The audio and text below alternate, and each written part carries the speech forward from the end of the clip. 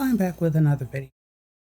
And this week I've been dealing with a bit of a stomach bug, so I'm not in the best place. But I'm here, I'm doing this video, and I saw this article on Monday, and I actually did do a recording on that Monday, but I was so frustrated with the idea of this that it turned a little bit incoherent. So I wanted to re record it and kind of get something better out of it.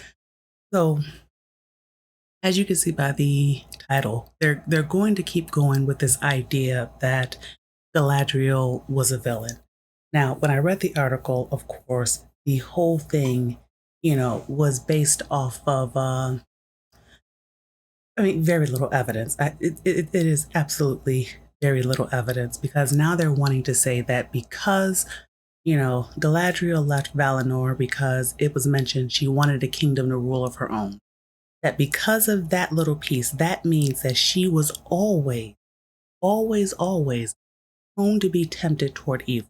Because that one little thought that she had of wanting a kingdom of her own, that is what, makes this whole thing canonical. That is literally the premise of this article. Now, of course, it is funny because, this person has talked about how, Finrod is not represented properly, but somehow Galadriel is represented properly.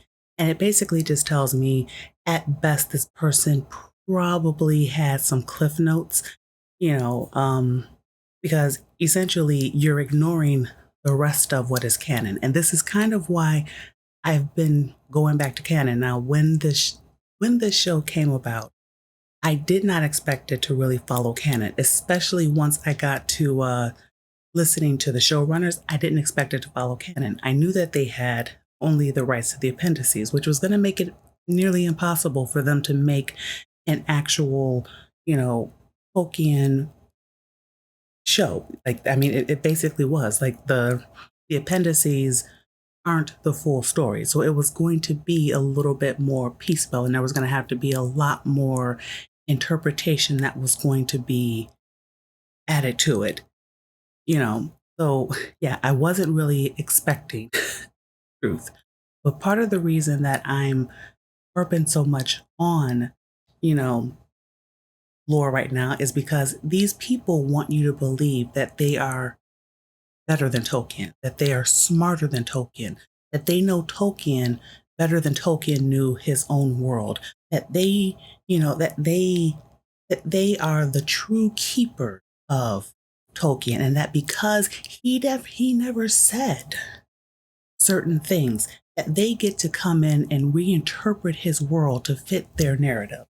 And like that really kind of has been my problem throughout this whole thing. And so yeah, this whole Galadriel as an evil person, yeah, it's not working for me. Because I know for the showrunners, they mentioned their idea coming from watching the Peter Jackson films and the scene with the ring. Of course, as you can see from the movie, like that was their key. But for them, it's like, oh well, what if she learned it from Sauron himself? And so essentially, it's the thing of their minds already made up a story that never existed in Tolkien's work. And so you took what was the wisest of elves and you've now turned her into a fool. And you've turned her into this weakling because she is very much a weakling. Like we've taken someone who was wise and turned her into a weakling so that you could try to present her as some kind of warrior elf that she wasn't. And you're asking people to buy into this idea that this Galadriel was somehow prone to being evil and that we have to watch this story. And it's not even an interesting story because I saw the first episode of Rings of Power, and that review is going to be coming soon. But I saw the first episode of Rings of Power, and yeah, I really was not pleased from the very first episode. And so, yeah, I'm not surprised that 37% of people didn't finish the show because literally nothing happened in that first episode. It was only it was a distraction. It was the mystery box setup. It was this idea that something would happen. And, of course, the warrior princess idea of she's the only one who knows what's going on, but no one's gonna believe her, and and everything else is like all this foreshadowing is going on in that episode because it's the idea of they want you to be convinced that something is happening, but nothing is really happening. And when you actually boil down to the fight with Sauron, it basically like there is no real fight with Sauron. And you could see that even from the first episode.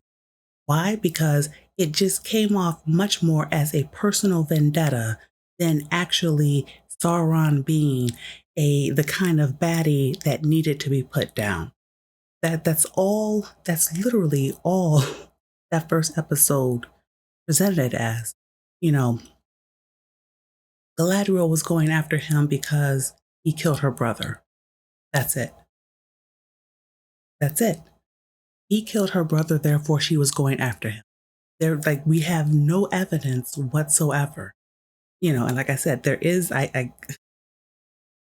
have the review coming, but there is no evidence in the Rings of Power in that first episode in particular. And like I said, I've seen a lot of clips of the whole series, so nothing has surprised me, but literally nothing has happened to show me that Sauron is a figure to be feared. And so that's a problem. You've set up a situation where you have a villain who doesn't even feel like a villain and a hero who feels more like a villain. And we're supposed to believe that by the time the movies come around, because this is not canon, but by the time the Peter Jackson movies come around, we're supposed to believe that somehow they flipped personality, and Sauron goes back to being the super baddie that made us fear him as a shadow hanging over Middle Earth. You know, like I this show is terrible. And I do wish that it was canceled, but the unfortunate thing is that they are contractually obligated to do the 5 episodes. So they're going to keep pushing this foolishness out. And it's not going to matter how many viewers they lose. And it's not going to matter how terrible this is. Like, they're going to keep pushing this stuff out, and they're going to try to make this canon, and and all they can hope for, because there's an article here on Screen Rants.